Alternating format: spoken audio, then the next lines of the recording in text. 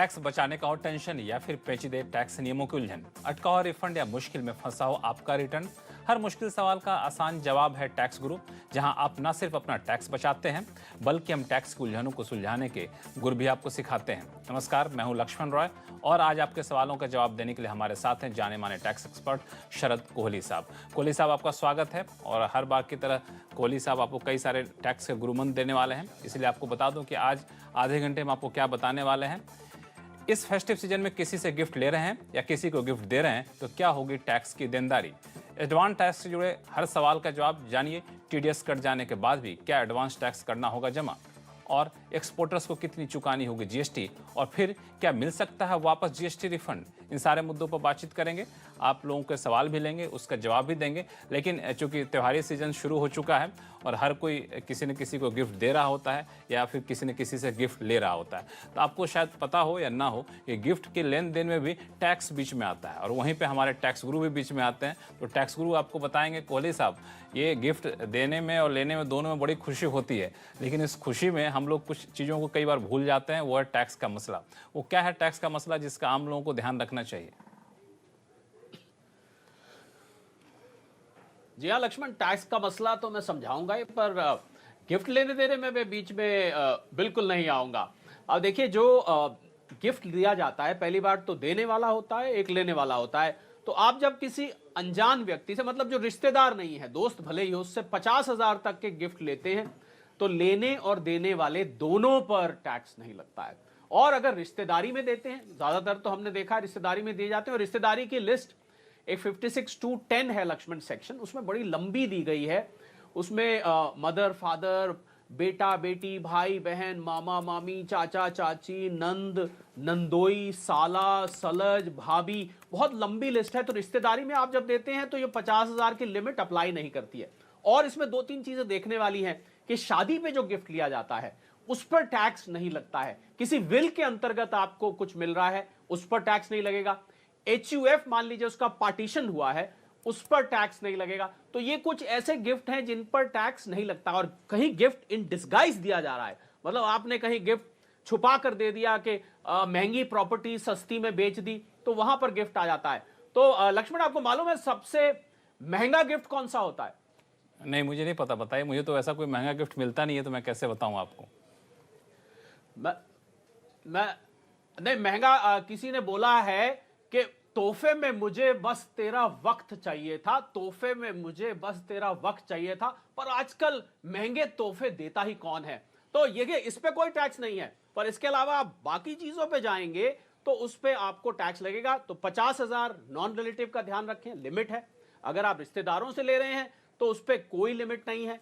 शादी पे ले रहे हैं, बड़े आराम से ले सकते हैं। विल में आ रहा है, ले सकते हैं। HUF पार्टीशन हुआ है, आप ले सकते हैं। तो ये आपको गिफ्ट की इन बातों का ध्यान रखना पड़ेगा। देखिए, बाकी चीज़ों में जो गिफ्ट मिलता है उसकी कीमत और उस कीमत के हिसाब से आप टैक्स का कैलकुलेशन कर भी सकते हैं। लेकिन कोहली साहब, मुझे थोड़ा समझना ये था कि जो प्रॉपर्टी हम देते हैं गिफ्ट में, उस प्रॉपर्टी पे गिफ्ट के ऊपर टैक्स का कैलकुलेशन कैसे कर सकते हैं? इसमें कुछ फॉर्मूला अलग होता है जहाँ तक कि मेरी जानकारी है। जी हाँ, देखिए, अगर आपने प्रॉपर्टी गिफ्ट करी है तो प्रॉपर्टी गिफ्ट की जो उसकी स्टैंप ड्यूटी वैल्यू होती है, उसके बिना पर गिफ्ट की वैल्यू फिक्स करी जाती है। तो मान लीजिए आपने गिफ्ट किया तो उसकी जो स्टैंप ड्यूटी वैल्यू, जिसको हम आमतौर पे सर्कल रेट बोलते हैं या जो एरिया का रेट होता है, वो लेते। और अगर इसमें फर्क निकल के आता है, मान लीजिए आपने 10 लाख की प्रॉपर्टी किसी को 2 लाख रुपए में दे दी है, बेच दी है, तो उसमें 5% या 50,000 वेरिएशन जब होगा तो बाकी के अमाउंट पर उसका टैक्स लग जाएगा। कुल मिलाकर आपके सवाल का मैं जवाब दूं तो स्टैंप ड्यूटी वैल्यू से उस गिफ्ट का अमाउंट तय किया जाता है, पर रिश्तेदारी में फिर भी एग्जेम्प्ट रहेगा। चलिए, बात चल रही है गिफ्ट के लेन देन की और उस पर टैक्स की देनदारी की। तो एक पहला सवाल ले लेते हैं, गिफ्ट से जुड़ा हुआ है, जो ईमेल के जरिए हेमंत पटेल जी का आया है। दरअसल पिछले 20 साल से इनके पास एक कंपनी के शेयर्स हैं। अब उन शेयर्स को हेमंत जी अपनी पत्नी को गिफ्ट करना चाहते हैं। मौजूदा वक्त में उन शेयर की कीमत जो है करीब 40 लाख रुपए है। अब हेमंत जी पत्नी को शेयर गिफ्ट करने पर टैक्स की देनदारी के साथ टैक्स का बचत भी जानना चाहते हैं, कैसे कर सकते हैं। तो सबसे पहले ये बताइए कोहली साहब, इस पर टैक्स की देनदारी कितनी बनती है, और अगर बनती है तो टैक्स बचाने का तरीका क्या है? हेमंत जी, बिल्कुल उसको गिफ्ट करिए। वाइफ को गिफ्ट करने में कोई गिफ्ट टैक्स ना आपके ऊपर लगेगा ना आपकी पत्नी के ऊपर लगेगा। पर एक चीज का ध्यान जरूर रखना पड़ेगा, एक इनकम टैक्स में सेक्शन 64 है, वो ये कहता है कि जब आप गिफ्ट करते हैं पत्नी को तो उससे होने वाली जो आय है, भले ही वो डिविडेंड जो लिमिट से बाहर जा रहा है, डिविडेंड आ रहा है, या उस पर कैपिटल गेन होता है, हेमंत जी, वो आपके हाथ में जाके क्लब हो जाएगा। वाइफ उस पर टैक्स नहीं देंगी, ध्यान रखिएगा, आप टैक्स देंगे। पर हम इस बात को आपकी गिफ्टिंग के बीच में नहीं आने देते। बिल्कुल आप वाइफ को गिफ्ट कर सकते हैं, इस गिफ्टिंग पर कोई टैक्स नहीं लगेगा। लेकिन टैक्स तो देना पड़ेगा। कोहली साहब, भले ही हेमंत भाई को देना पड़े या फिर उनकी पत्नी को देना पड़े, जाएगा तो उन्हीं की जेब से। खैर, गिफ्ट दीजिए, गिफ्ट देना अच्छी बात है, लेकिन आपको आपके इनकम में ये क्लब हो जाएगा और आपको टैक्स की देनदारी बनती है। ये बिल्कुल साफ रखें ताकि आगे चल के कोई परेशानी ना हो। और इस गिफ्ट के मौसम में कोई और भी लोग हैं जो गिफ्ट देना या लेना चाहते हैं, इन सारी बातों का बहुत ही गंभीरता से ख्याल रखिएगा, क्योंकि आजकल सब कुछ बहुत ट्रांसपेरेंट है, छुपाना छुप नहीं सकता है, सब इनकम टैक्स डिपार्टमेंट के सामने पारदर्शी तरीके से रखा जाता है। चलिए, अगले कॉलर हमारे साथ है मुंबई से पीयूष मेहता जी, जो फोन लाइन पर जुड़ गए हैं। पीयूष जी, क्या हाल है आपके? हाँ, ठीक है साहब। आप तो कोई गिफ्ट वो लेते नहीं, देते नहीं है ना? नहीं नहीं नहीं नहीं। चलिए, तो आपके सवाल क्या, बताइए। मेरा सवाल है कि मेरा इनकम है ये साल 9 लाख रुपीज समझो, और सब अदर सोर्सेज से आता है, और शॉर्ट टर्म लॉस है शेयर में 20,000 रुपया, और लॉन्ग टर्म कैपिटल गेन है 35,000। तो मिला के लॉन्ग टर्म कैपिटल गेन 15,000 रुपया हो गया। तो ये 15,000 रुपया तो 1 लाख तक फ्री रहता है। तो मैं इनकम टैक्स का फॉर्म TR1 भर दूं तो चलेगा? ITR1 भरेगा तो? अब पीयूष जी देखिए, ITR1 जिनको कैपिटल गेन होता है उनके लिए नहीं होता है, तो आपको हम सलाह ITR2 भरने की देंगे। ITR1 आप नहीं भर पाएंगे, क्योंकि आपको ये ट्रांजैक्शन को रिकॉर्ड पे लाना, दिखाना जरूरी है। ये तो तब हुआ कि आप इसको ना दिखाएं, ITR1 भर दें, वो सही नहीं रहेगा। आप इसको दिखाएं और ITR2 भरें। कोई बहुत ज्यादा मुश्किल नहीं है, थोड़ा बहुत फर्क है, और आप तो बहुत जागरूक करदाता नजर आते हैं, सुनने में आ रहे हैं, तो मुझे लग रहा है आपके लिए कोई कठिनाई नहीं होगी तो हम आपके लिए यहां पर बैठे हैं। चलिए, कोई दिक्कत तो फिर से आप टैक्स गुरु को लिखिएगा, हम आपके सारे उलझनों को दूर करने की कोशिश करेंगे। अगले कॉलर हमारे पास हैं गुरुग्राम से कैप्टन सुनील विज जी। सुनील विज साहब, बताइए क्या उलझन है आपकी? नमस्कार। नमस्कार जी, मेरा नाम कैप्टन सुनील विज है जी। मैं मर्चेंट नेवी में काम करता हूँ जी जी। मेरा फाइनेंशियल ईयर 2019-20 में मेरा NOR के अंदर मैंने कैटेगरी में अपना इनकम टैक्स फाइल किया है। मेरा क्वेश्चन यह है कि मैंने ये ड्यूरिंग इस टाइम पे मैंने FCI में काम किया था 3 महीने, जो कि एक फॉरेन गोइंग शिप था। लेकिन अनफॉर्चुनेटली मुझे वहां पे जितनी इनकम मिली वो इंडियन रुपीज में मिली, और उसकी वजह से उन्होंने मेरा TDS पूरा काट लिया। जबकि मैं RNR में हूँ और मैं फॉरेन गोइंग शिप था, मैं फॉरेन वाटर्स में था। मेरे हिसाब से मुझे ये टैक्स नहीं कटना चाहिए था, since SCI shipping corporation of India ने मुझे इंडियन रुपीज में पैसे पे किए, इसलिए मेरा TDS कट गया।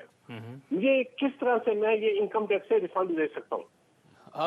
कैप्टन विज साहब, देखिए, आप जो शिपिंग में जाते हैं, जो मर्चेंट नेवी में होते हैं, जो फॉरेन वाटर्स पे रहते हैं, उनके लिए वैसे छूट दी गई है रेजिडेंटशिप को डिफाइन करने की। जो 4 साल में 365 दिन होते हैं वो कंडीशन अप्लाई नहीं होती, पिछले साल में 60 दिन होते हैं वो अप्लाई नहीं होती। तो आपका resident but not ordinary resident, जिसको आप RNOR कह रहे हैं, वो बिल्कुल दुरुस्त है। पर यहां पर एक समस्या है। समस्या यह है कि आपकी कंपनी ने आपको सैलरी दी है इंडियन रुपीज में। आपको ध्यान से मैं सुन रहा था, तो आयकर में रूल ये होता है, हालांकि सेक्शन 6 में NRI के रूल्स डिफाइंड है, पर उसके ऊपर जो रूल होता है कि इनकम रिसीव्ड इन इंडिया और deemed to be received in India is taxable in India. मतलब भारत में जो पैसा दिया जा रहा है, जो इनकम आ रही है या वो डीम्ड आ रही है, तो वो भारत में टैक्सेबल हो जाती है। इसी वजह से कैप्टन विज साहब, आपकी कंपनी ने TDS काटा है, क्योंकि उन्होंने भारत में दिया। अगर वो भारत में ना देते, आपके किसी विदेशी अकाउंट में डॉलर्स में देते, तो फिर आपने जितनी बातें बताई वो दुरुस्त थी, फिर वो टैक्स नहीं लगता। पर अब क्योंकि ये भारत में आ गया है, इस पे आपको टैक्स देना पड़ेगा। तो सुनील विज साहब जो चाह रहे थे कि उसको वापस लिया जाए, TDS को रिफंड लिया जाए, वो शायद TDS रिफंड क्लेम नहीं कर पाएंगे। चूंकि ये मामला शिप का चला है कोहली साहब, तो कई लोगों को बीच में कन्फ्यूजन भी हुआ था। शायद आपको याद होगा कि कोरोना के टाइम में सरकार ने ऐसे लोगों के लिए कुछ राहत भी दी थी, उसको लेके लोगों में कन्फ्यूजन ही बना था। तो अगर आप थोड़ा सा एक्सप्लेन कर दें, चूँकि कई दर्शक होंगे जो इन सब चीज़ों से जूझ रहे होंगे अभी। देखिए, जो विशेष राहत सेक्शन 6 में एग्जेम्पशन दी गई है लक्ष्मण, जो लोग शिप पे जाते हैं उन लोगों के लिए पहले से ही राहत दी गई है। और जो आपको याद होगा कि जो नियम बदले गए थे, नॉन रेजिडेंट शिप के जो नियम बदले गए थे, वो नए नियम लागू होते हैं, पर क्योंकि इनका 19-20 का मामला है तो इनको जो वो 182 दिन वाले, ये उसी के हिसाब से क्या, इन्होंने खुद ही कैलकुलेट कर भी रखा है, आरएनओआर इन्होंने बताया, और ये बिल्कुल है आरएनओआर। पर अभी समस्या यहां पर ये है कि अगर भारत में इनकम आ रही है फिर आपके ऊपर कोई भी एग्जेम्पशन अप्लाई नहीं करेंगे। तो सुनील विज साहब जो चाह रहे थे कि टीडीएस का रिफंड लिया जाए, वो टीडीएस का रिफंड लेना इनके लिए संभव नहीं है, क्योंकि जैसा कोहली साहब आपने बताया कि ये इनकम भारत में हुआ है और भारत में ही इनका पेमेंट हुआ है, इंडियन रुपी में हुआ है, तो भारत की आमदनी मानी जाएगी, इस वजह से उनको टैक्स चुकाना ही पड़ेगा। अगले कॉलर हमारे साथ हैं पटना से आकाश कुमार जी, जो फोन लाइन पर जुड़ गए हैं। आकाश जी, पूछिए, क्या पूछना चाहते हैं? सर, मुझे ये जानना था कि मेरे जो फादर थे उनका पुश्तैनी जमीन है, उसे बेचकर मुझे लगभग 20 लाख रुपए मिलने वाले थे। तो मैं वो 20 लाख के हार्ड कैश का गाड़ी खरीदना चाह रहा था, तो इसमें मुझे इनकम टैक्स पे करना होगा या नहीं करना होगा? देखिए आकाश जी, पहली बात तो आपको जो विल में ये पैसा मिल रहा है या वसीयत में जो आपको मिल रहा है, जो इनहेरिटेंस की वजह से मिल रहा है, उस पर तो कोई टैक्स नहीं है। पहली बात तो जो आपको पैसा मिला है उस पर कोई टैक्स नहीं है। सेक्शन 56(2) में 10 में एग्जेम्पशन है उसका। अब आपने कहा इस गाड़ी को बेच के आप कोई गाड़ी पैसे से आप गाड़ी लेना चाहते हैं। अब आप जब गाड़ी लेंगे तो गाड़ी लेने पर तो कोई टैक्स नहीं है, ठीक है, गाड़ी लेने पे आप जीएसटी वगैरह चुकाएंगे, वो अलग बात है। हाँ, गाड़ी से अगर आप कोई कमाई करते हैं, मान लीजिए गाड़ी को आप किराए पे दे देते हैं या उसको टैक्सी की तरह चलाते हैं, तो उससे आने वाली जो आय होगी वो टैक्सेबल होगी। या वो कितनी आय होगी? अगर वो 5 लाख से नीचे की आय है सालाना, तो फिर आपको 87A के अंतर्गत जो रिबेट मिलता है वो मिल जाएगा, कोई टैक्स नहीं लगेगा। बाकी खाली गाड़ी आपके खरीद लेने से जीएसटी के अलावा और कोई आप पे टैक्स नहीं लगेगा। उससे आय होगी तो हमें बताइएगा, हम आपको जरूर कैलकुलेट करके बताएंगे। दरअसल ये व्यक्तिगत इस्तेमाल के लिए अगर गाड़ी लेना चाहते हैं तो उस पर इनको कोई टैक्स नहीं देना पड़ेगा। हाँ, गाड़ी से कोई आमदनी होती है, व्यावसायिक इस्तेमाल करते हैं, जैसे शादी में, फंक्शन में या फिर किराए पर आप देते हैं, तब उससे जो आमदनी होगी उस पर आपको टैक्स देना पड़ेगा। मुझे लगता है इनकी उलझन ये था कि पुश्तैनी जमीन को बेचने से जो पैसा आ रहा है वो दरअसल आ तो मेरे पास रहा है, मैं गाड़ी खरीदने जा रहा हूँ, तो उस पैसे पर हमें इनकम टैक्स देना पड़ेगा कि नहीं पड़ेगा। लेकिन आपने बिल्कुल साफ कर दिया इस चीज़ को। फिलहाल वक्त है छोटे से ब्रेक का। ब्रेक के बाद आपको बताएंगे कि वॉलंटरी रिटायरमेंट से मिली रकम पर टैक्स का कैसे लिया जाए रिफंड। लौटते हैं छोटे से ब्रेक के बाद।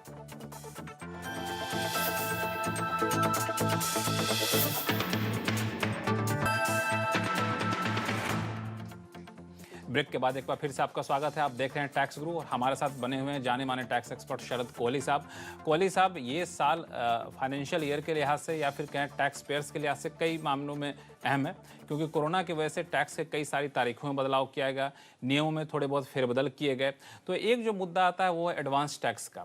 आमतौर पर एडवांस टैक्स कारोबारी साल से पहले ही हर किस्त में चुकाया जाता है, लेकिन जिस तरीके से नियमों में बदलाव किया गया, तारीखों में बदलाव किया गया, तो लोगों के अंदर कन्फ्यूजन है कि एडवांस टैक्स को लेकर अभी क्या करना चाहिए हमें। तो आप थोड़ा समझाएं कि एडवांस टैक्स जिस तरीके से चुकाए जाते थे, क्या उसी तरीके से चुकाए जाने हैं, उन्हीं तारीखों पर चुकाए जाने हैं, या फिर थोड़ा सा बदलाव है जिसका ख्याल रखना चाहिए? देखिए लक्ष्मण, एडवांस टैक्स को लेके पहली बात तो मैं ये स्पष्ट करना चाहूंगा कि बहुत ज्यादा तारीखों में फेरबदल नहीं किया गया। सिर्फ जब लॉकडाउन था तो 15 जून को, पहले हम दर्शकों को बता दें, 15 जून, 15 सितंबर, 15 दिसंबर, 15 मार्च, ये 4 डेट होती हैं एडवांस टैक्स की। मेरे ख्याल सबको ज्ञात होगा। तो 15 जून वाली डेट को ये कहा गया था क्योंकि एडवांस टैक्स लेट देने पर 1% का पेनल इंटरेस्ट लगता है या ब्याज लगता है, उसको 0.75 कर दिया गया था, अगर आप उसको 30 जून तक दे सकते हैं। बाकी एडवांस टैक्स नियमों में कोई फेरबदल नहीं किया गया। पर हम ये जरूर बताना चाहेंगे कि दर्शकों को कि एडवांस टैक्स आपका टीडीएस, लोग ये मानते हैं लक्ष्मण कि अगर हमारा टीडीएस कट गया है या टीडीएस है हमारी इनकम पे तो हमें एडवांस टैक्स नहीं पड़ेगा। अब ये वो जानते नहीं कि इनकम तो 4-5 सोर्सेज से हो सकती है। तो अगर बाकी सोर्स से आपकी इनकम आ रही है जिसपे टीडीएस नहीं कटा है और 10,000 रुपए से आपका फालतू बकाया टैक्स बन रहा है, तो आपके ऊपर एडवांस टैक्स लागू होगा। ये बात बहुत कम लोग जानते हैं और ये गलती कर जाते हैं। और वो 15%, 45%, 75%, 100%, मैंने चारों किस्तों की बात करी। इस तरीके से अगर आप नहीं करते हैं तो 234B और 234C में बाद में लक्ष्मण होता क्या है कि वो नीचे इंटरेस्ट लग के आ जाता है। लोग कहते हैं ये किस चीज का इंटरेस्ट लगा दिया, हमने तो सब वक्त पे किया है। वो ये भूल जाते हैं कि एडवांस टैक्स में गड़बड़ी हो जाती है। और 234B अगर आपने 90% तक नहीं पे किया है तो ब्याज लग जाएगा। अगर आपने इन इंस्टॉलमेंट्स में आगे पीछे कमती बढ़ती किया है तो 234C के अंतर्गत ब्याज लग जाएगा। तो मुझे लग रहा है लोगों को ध्यान रखना चाहिए कि टीडीएस खाली होना पर्याप्त नहीं, अगर बाकी इनकम है तो एक दफे एडवांस टैक्स की कैलकुलेशन जरूर करके देखनी चाहिए। इसमें एक और चीज मुझे लगता है कोहली साहब, जो नौकरी पेशा लोग हैं वो तो आमतौर पे एम्प्लॉयर उनका एडवांस टैक्स काटता जाता है और हर हिसाब किस्त के हिसाब से इनकम टैक्स डिपार्टमेंट को जमा कराता है। लेकिन कई बार ऐसे लोग हैं जिनका नौकरी पेशा में हैं लेकिन उनकी अतिरिक्त आमदनी होती है, चाहे किराए के तौर पर आमदनी हो रही है या फिर किसी दूसरे अदर सोर्सेज से इनकम हो रही है, तो उसको कई बार वो अपने एम्प्लॉयर को नहीं बताते हैं। कई वजह हो सकती है कि हमारी दूसरी आमदनी को आपको मैं क्यों बताऊं, इस तरह से लोग संकोच करते हैं। तो ऐसे लोगों के लिए क्या सुझाव आपके, क्योंकि आमदनी तो कहीं और से भी हो रही है आपको? जी हाँ बिल्कुल लक्ष्मण, मैं तो ऐसे करदाताओं से भी मिलता हूं जिनकी पांचों के पांचों सोर्सेस से इनकम होती है, सैलरी भी है, बिजनेस भी है, हाउस प्रॉपर्टी भी है, कैपिटल गेन भी है, अदर सोर्सेज भी है। तो ऐसे लोगों के लिए जैसा मैंने अभी जिक्र किया कि उनको अपनी बाकी इनकम को कैलकुलेट करना चाहिए, टीडीएस के अलावा जो बाकी इनकम है। जो हर एक इनकम को कैलकुलेट करने का तरीका अलग अलग है, हाउस प्रॉपर्टी किसी और तरीके से होती है, कैपिटल गेन किसी और तरीके से होती है। तो आप उसको कैलकुलेट करें, किसी प्रोफेशनल की हेल्प लें, सवाल हो, कोई आपके मन में संशय हो, हमसे टैक्स गुरु में पूछें, पर आप उस पर कैलकुलेट जरूर। अगर आप नहीं करेंगे तो जब आप बाद में अंत में लोग क्या करते हैं कि रिटर्न फाइल करते टाइम टैक्स सारा का सारा जमा करा देते हैं और बाद में 234B और C के अंतर्गत वो इंटरेस्ट लग के प्रेम पत्र रूप में आ जाता है। वो फिर लोग उससे खलबली मचती है कि किस लिए लगा है, फिर इधर उधर भागते हैं। तो मुझे लग रहा है अगर शुरू से इस बात का ध्यान रखा जाए तो इसकी नौबत ही नहीं आएगी। हालांकि आपने प्रेम पत्र कह के लोगों का डर जो है कम करने की कोशिश की है, हालांकि डरा आपने खूब दिया है लोगों को, बता दूं। लेकिन एक राहत की बात भी बता दीजिए कि जो सीनियर सिटीजन है उनको इन सब पचड़े में नहीं पड़ना है। उनका अगर कोई बिजनेस इनकम नहीं हो रहा है तो उनको एडवांस टैक्स देने की जरूरत नहीं है। क्यों, मैं सही कह रहा हूँ कोहली साहब? जी हाँ बिल्कुल, वो उसमें भी लक्ष्मण लिमिट, क्योंकि senior citizen, super senior citizen, उनकी लिमिट्स अलग अलग हैं। तो अब ये ऐसे मैं जनरल इसका एक स्टेटमेंट नहीं दे सकता, क्योंकि हो सकता है कि किसी सीनियर सिटीजन की हमने देखा है अदर इनकम 50-50 लाख तक होती है, तो किसी सुपर सीनियर सिटीजन की इनकम 1-1 करोड़ तक होती है, 60 लाख 70 लाख। तो इसको हम वो स्पेसिफिक केस देखना पड़ेगा लक्ष्मण, तब हम इस पे निर्णय दे सकते हैं। चलिए अगले कॉलर हमारे साथ हैं जो इंतजार कर रहे हैं, फोन लाइन पर हैं, मुंबई से विट्ठल कदम साहब। विट्ठल कदम साहब, आपका स्वागत है टैक्स गुरु में। बताएं क्या जानना चाहते हैं? नमस्कार। नमस्कार। हाँ, मेरा सवाल ये है, असेसमेंट ईयर 2013-14 में 12-13 में मेरे को वीआरएस का 6,70,000 मिला था, तो उस पर टीडीएस 64,000 कटा था। तो अब मेरे को पता चला कि अंडर सेक्शन 89(1) के तहत मैं रिफंड ले सकता हूँ क्या? ये सब मेरे को पूछना था सर।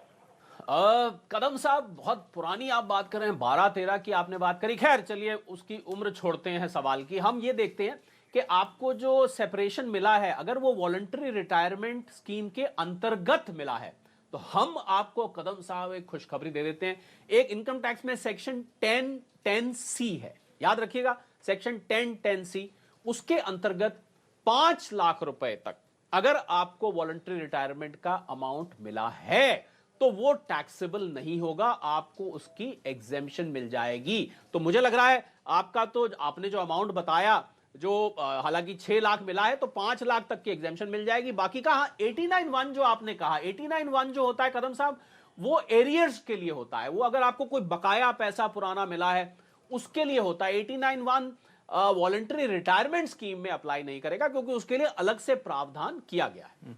चलिए, कई सारे सवाल आ रहे हैं कोहली साहब इनकम टैक्स से जुड़े हुए। मुझे लगता है अब बाकी सवालों को अगले एपिसोड में लिया जाएगा। फिलहाल वक्त हो चला है जीएसटी जुड़े सवाल लेने के और उसके जवाब देने की।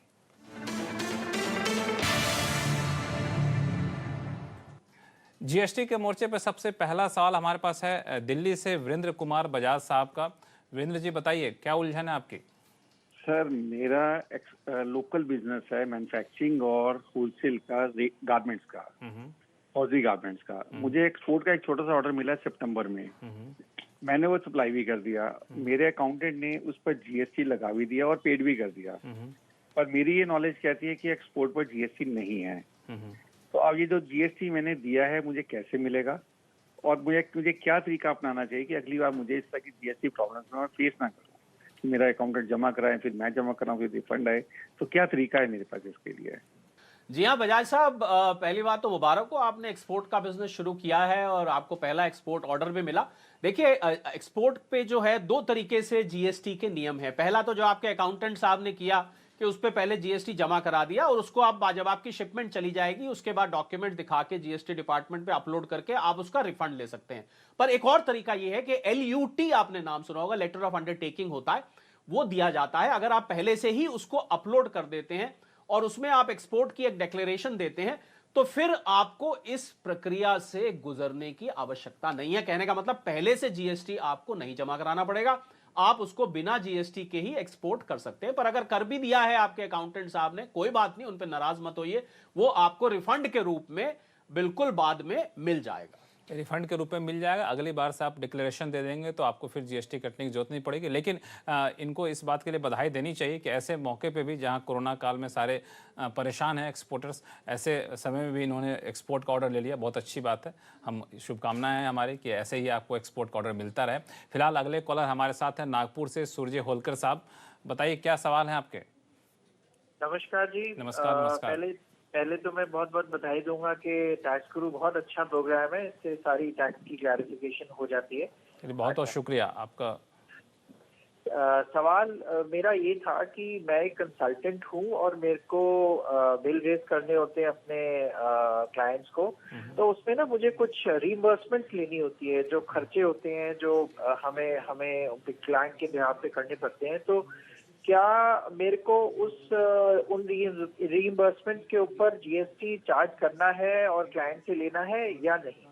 देखिए होलकर साहब, आप कंसल्टेंट हैं तो आप लाजमी बात है उसका इनवॉइस रेस करते होंगे। तो पहले तो बात तो मैं आपके पहले सवाल का सीधा जवाब दे दूं कि रीइंबर्समेंट पर जीएसटी नहीं लगता है, पर आपको उसमें एक ध्यान रखना पड़ेगा कि जो आप इनवॉइस, हमने देखा है कंसल्टेंट इनवॉइस रेस करते हैं, ऊपर कंसल्टेंसी फी लिखी, नीचे रीइंबर्समेंट लिया। अगर ऐसा कर रहे हैं तो पूरे पे जीएसटी लग जाएगा। तो हमारी सलाह आपको यह है, आप रीइंबर्समेंट का एक मेमो, इनवॉइस या जो भी आप स्टेटमेंट देते हैं वो अलग से दें, आपकी कंसल्टेंसी का अलग दें। रीइंबर्समेंट पर प्रिंसिपली जीएसटी नहीं लगेगा, पर आप इस बात का ख्याल जरूर रखें। बिल्कुल इस बात का ख्याल रखिए। फिलहाल वक्त है छोटे से ब्रेक का। ब्रेक के बाद आपको बताएंगे कि अगर आपने ऑफिस के इस्तेमाल के लिए फ्रिज खरीदा है तो उस पर चुकाए गए जीएसटी को क्या आप पा सकते हैं रिफंड। लौटते हैं छोटे से ब्रेक के बाद।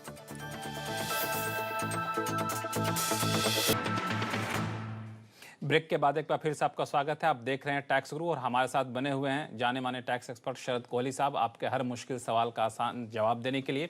और सवाल जवाब का सिलसिला शुरू करते हुए चलते हैं गाजियाबाद, जहां से शिवम गोगिया जी हमारे साथ फोन लाइन पर जुड़ गए हैं। शिवम जी बताइए क्या उलझन है? हाँ जी, तो मैं एक मैट्रिमोनियल ऑफिस रन करता हूँ गाजियाबाद में। मैंने रिसेंटली एक फ्रिज परचेज करा है जिसके लिए, ताकि मैं अपने क्लाइंट्स को कोल्ड ड्रिंक, ठंडा पानी वगैरह सर्व कर सकूँ। क्या मैं इसका जीएसटी का क्रेडिट ले सकता हूँ? जी हाँ शिवम जी, बड़ा इंटरेस्टिंग आपका बिजनेस है। शादियां पिछले टाइम रुकी हुई थी काफी दिन से। जी हाँ, आप अगर उस फ्रिज का इस्तेमाल ठंडा पानी और कोल्ड ड्रिंक सर्व करने के लिए कर रहे हैं, और लक्ष्मण शादी ब्याह की बात हो तो थोड़ी माहौल गर्म भी हो जाता है जब डिस्कशन चल रहा होता है कई बार। बिल्कुल ठंडा पानी वहां पर ठीक है, आप उसका जीएसटी इनपुट टैक्स क्रेडिट बिल्कुल ले पाएंगे, क्योंकि आप उसका प्रयोग अपने बिजनेस के लिए शिवम कर रहे हैं, तो आप उसको बाकायदा आईटीसी का क्लेम कर सकते हैं। चलिए गोगिया साहब, आप बहुत खुश हो जाइए और जब भी आए लोग शादी के रिश्ते लेकर के तो बिल्कुल उनको जम करके कोल्ड ड्रिंक, ठंडा पानी और मिठाई खिलाइए ताकि रिश्ते बनते रहे, बिगड़े ना। फिलहाल टैक्स गुरु में इतना ही। शरद कोहली साहब आपका बहुत बहुत शुक्रिया सभी सवालों का जवाब देने के लिए। और आपके पास कोई भी सवाल हो, चाहे इनकम टैक्स से जुड़ा हुआ हो या फिर जीएसटी जुड़ा हुआ, आप हमें लिख भेजिए tax@moneycontrol.com पर। आप अपने सवाल के साथ आप अपना नाम और मोबाइल नंबर लिखना ना भूलें। नमस्कार।